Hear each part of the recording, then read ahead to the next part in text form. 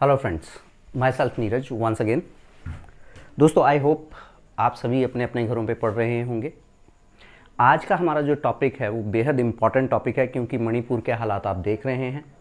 इसीलिए अब जो मणिपुर से रिलेटेड क्वेश्चंस जो आएंगे तो वो हमारे लिए इम्पॉर्टेंट बन जाते हैं।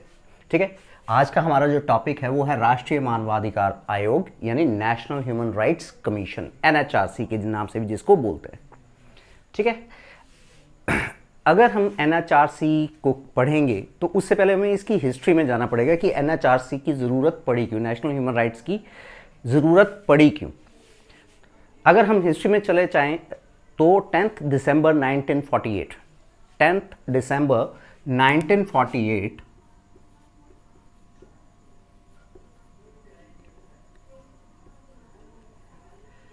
यूनाइटेड नेशन ऑर्गेनाइजेशन ने, UNO ने एक रेजोल्यूशन अडॉप्ट किया था, that was universal declaration of human rights. ठीक है, इट वाज अडॉप्टेड क्योंकि उस टाइम पे ह्यूमन राइट्स की वायलेशन हो रही थी। वर्ल्ड वॉर 2 ख़त्म हुआ था, तो जो लूजर्स थे वहाँ पे जितने भी सैनिक थे या जो लोग थे उन पे अत्याचार हो रहे थे। तो UNO ने एक चार्टर अडॉप्ट किया, एक रेजोल्यूशन अडॉप्ट किया, जिसको यूनिवर्सल डिक्लेरेशन के हम जानते हैं, universal declaration of human rights. So it was adopted on 10th दिसंबर। इसीलिए हर वर्ष हम 10th दिसंबर को ह्यूमन राइट्स डे मनाते हैं। ह्यूमन राइट्स डे यानी मानवाधिकार। ठीक है, सब कुछ ठीक चल रहा था, लेकिन बाद में ये पाया गया कि जो पावरफुल देश थे वो अपने हिसाब से ही उसको कंट्रोल करने की कोशिश कर रहे थे। इसके बाद सारे देशों ने डिसाइड किया कि नहीं, कुछ चेंजेस लाने की ज़रूरत है इसमें, ह्यूमन जो राइट्स हैं उसके जो नॉर्म्स हैं उसमें कुछ चेंज लाने की ज़रूरत है। इसीलिए पेरिस प्रिंसिपल्स 1991 में ये करा गया। ठीक है, पेरिस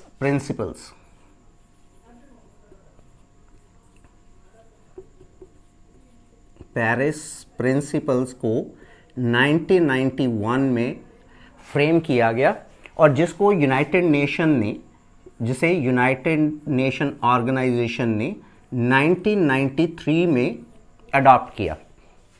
और इस वजह से सारे देशों के लिए, जो भी मेंबर्स थे यूनाइटेड नेशन ऑर्गेनाइजेशन के, उनके लिए कंपलसरी हो गया कि जो भी पेरिस प्रिंसिपल्स के अकॉर्डिंगली अब नॉर्म्स बने हैं ह्यूमन राइट्स को लेकर, उसको सभी देशों को अडॉप्ट करना पड़ेगा। सभी को अपने देशों में जो उनके सिटीजन्स हैं उनको वो विशेष मानव अधिकार देने पड़ेंगे जिसके वो हकदार हैं। बेसिकली मानव अधिकार का प्रयोग जैसे ही it is by virtue of birth. ठीक है, अगर आप इंसान के रूप में पैदा हो रहे हैं तो आपको कुछ अधिकार मिलने चाहिए जो हर कॉन्स्टिट्यूशन, जो भी देश में आप रह रहे हैं उस देश का कॉन्स्टिट्यूशन उनको देता है।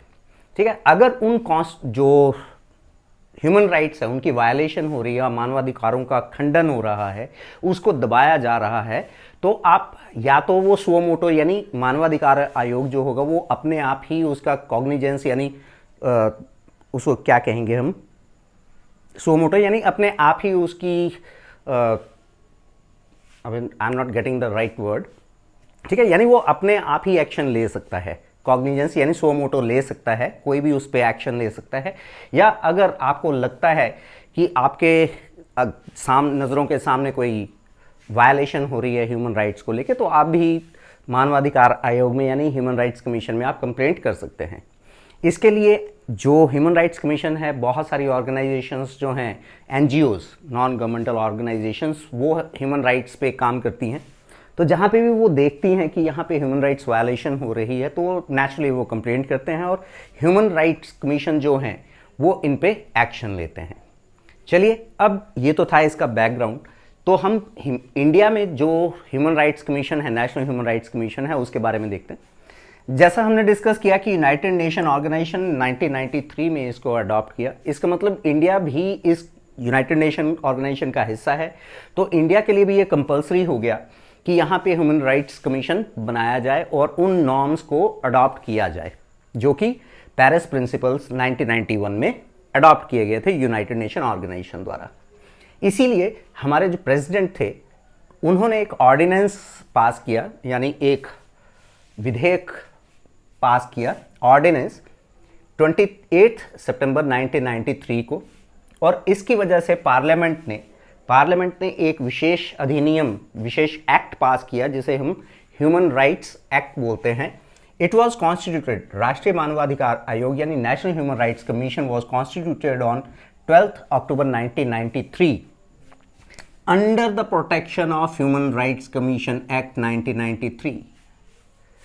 सो यहां पे फॉर्मेशन होती है नेशनल ह्यूमन राइट्स कमीशन यानी राष्ट्रीय मानवाधिकार आयोग की। अब राष्ट्रीय मानवाधिकार जो है इसमें सेंटर और स्टेट्स दोनों में इसकी फॉर्मेशन हुई। आगे जाके हम देखेंगे हिमाचल के बारे में भी कुछ कंडीशंस जो हैं वो ह्यूमन राइट्स के लिए होनी चाहिए। पहली चीज़, ये जो बॉडी है it is not a constitutional body, ये एक संवैधानिक संस्था नहीं है। इसका मतलब ये हुआ क्योंकि ये लोकसभा और राज्यसभा में एक विशेष अधिनियम द्वारा बनाई गई है, इसीलिए ये एक, इसका जो स्टेटस है वो स्टेटस जो है वो स्टैच्यूटरी है, स्टैच्यूटरी, ठीक है। ये एक वैधानिक संस्था है, क्लियर। यानी संविधान में इसके बारे में कोई जिक्र नहीं है, लेकिन फिर भी जो लोकसभा और राज्यसभा द्वारा बनाई जाती है, स्पेशल कमेटी बनाई जाती है या स्पेशल एक ऑर्गेनाइजेशन बनाई जाती है, यानी इसको चेंज करने का अधिकार भी लोकसभा और राज्यसभा को ही है। चलिए आगे देखते हैं कि ह्यूमन राइट्स जो है वो कमीशन जो है वो करता क्या है। एवरी ह्यूमन राइट, जितने भी इंसान हैं उनको कुछ अधिकार प्राप्त है by virtue of their birth as a human. तो लाइफ, लिबर्टी, ठीक है, इक्वालिटी यानी समानता का, और डिग्निटी यानी उनको इज्जत से जीने का अधिकार है। अगर कोई भी इनको वायलेट करता है, तो जो नेशनल ह्यूमन राइट्स कमीशन है वो उनके अगेंस्ट एक्शन लेता है, वो उसको कॉल भी कर सकता है, उसको समन भी कर सकता है, ठीक है। अब यहाँ इसके अगर हम मेंबर्स की बात करें तो इसके टोटल मेंबर्स जो होते हैं वो 9 होते हैं, 9 मेंबर्स। चेयरपर्सन जो है वो चीफ जस्टिस ऑफ इंडिया होना चाहिए, या 2019 में इस कानून में चेंज किया गया था राज्यसभा और लोकसभा द्वारा, फिर उसके बाद चेंज कर दिया गया और इसको जस्टिस ऑफ सुप्रीम कोर्ट भी चेयरपर्सन हो सकते हैं, ठीक है। और chief justice of high court ये भी मेंबर होने चाहिए। इसके बाद 3 मेंबर होने चाहिए जिनमें से एक फीमेल यानी महिला होना जरूरी है, इसके बाद जो चेयरपर्सन है और बाकी जो जजेस हैं, इसके बाद जितने भी कुछ हमारे देश में कुछ बॉडीज़ हैं, नॉन कॉन्स्टिट्यूशनल बॉडीज़ जो हैं यानी स्टैट्यूटरीज बॉडी जो है, उनके जो चेयरमैन होंगे वो भी ऑटोमेटिकली इसके मेंबर्स होंगे, जिनको हम एक्स ऑफिशियो मेंबर्स बोलते हैं, यानी by virtue of their chairmanship वो इसके मेंबर होंगे। पहला, chairpersons of number 1 national minority commission, जिसे हम अल्पसंख्यक आयोग बोलते हैं। Second, national commission for women, then national commission for backward classes, national commission for scheduled castes, then national commission for scheduled tribes and national commission for protection of child rights. तो ये automatically ये members होते हैं, ठीक है। National human rights commission के ये automatically members होते हैं। अगर हम बात करें टेन्योर की, तो हालांकि 2019 से पहले जो एनएचआरसी के चेयरमैन होते थे उनका जो टेन्योर होता था वो 5 वर्ष होता था, लेकिन इस अमेंडमेंट के बाद 2019 की अमेंडमेंट के बाद जो टेन्योर है it has been reduced to 3 years, या फिर वो 70 एज जो भी पहले होगा उतना ही उनकी ड्यूरेशन रहेगी, यानी कार्यकाल रहेगा, क्लियर। अगर हम वर्तमान चेयरमैन की बात करें कि वर्तमान चेयरमैन कौन है, तो काफ़ी टाइम तक जो सीट है ये खाली रही, लेकिन वर्तमान में जस्टिस अरुण कुमार मिश्रा जो हैं ये चेयरमैन है नेशनल ह्यूमन राइट्स कमीशन के। ठीक है, अगर हम पहले चेयरमैन की बात करें कि पहले चेयरमैन कौन थे, तो पहले चेयरमैन जो थे वो जस्टिस रंगनाथ मिश्रा थे। ठीक है, तो ये था एक छोटा सा टॉपिक है लेकिन बहुत ज़्यादा इंपॉर्टेंट है। सो ये तो इंडिया के बारे में था। वहीं क्योंकि हम हिमाचल के एग्ज़ाम की तैयारी भी कर रहे हैं, तो हिमाचल में भी स्टेट ह्यूमन राइट्स कमीशन है। ठीक है, I will write over here state, जिसे हम शॉर्ट में लिख रहा हूँ मैं, state human rights commission.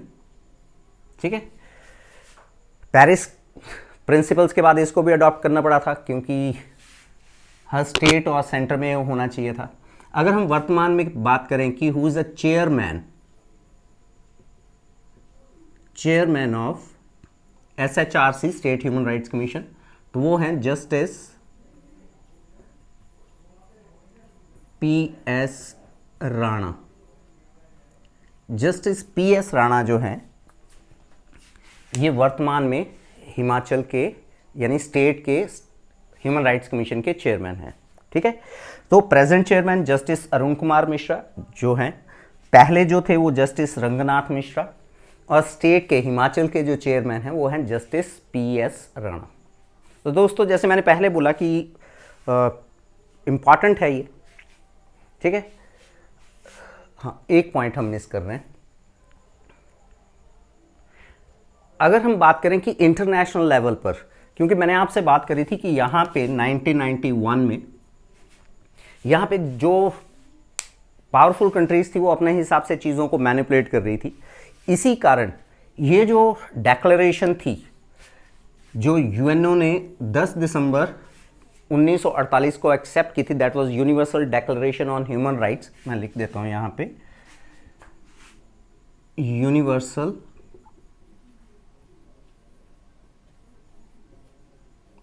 Declaration of human rights.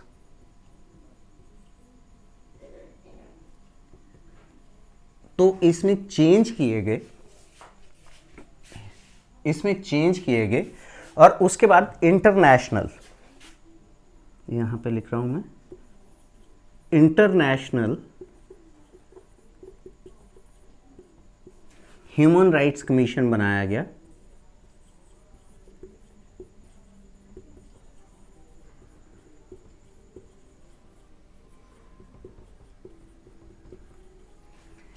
ठीक है, इंटरनेशनल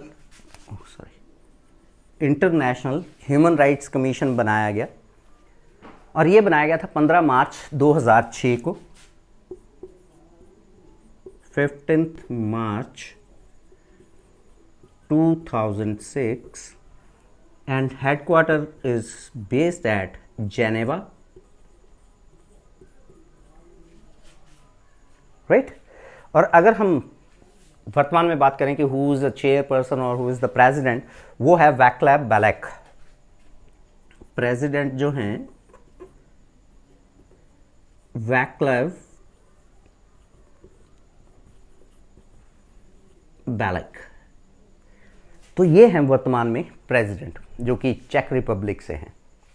ठीक है, सो इसके साथ ही हमारा ये इंपॉर्टेंट टॉपिक कवर होता है। सो अगली बार मिलते हैं। Till then enjoy. ठीक है, पढ़ते रहिए, एंजॉय तो करना ही करना है, पढ़ाई को एंजॉय करना सीखिए। ठीक है, till then stay blessed. Thank you.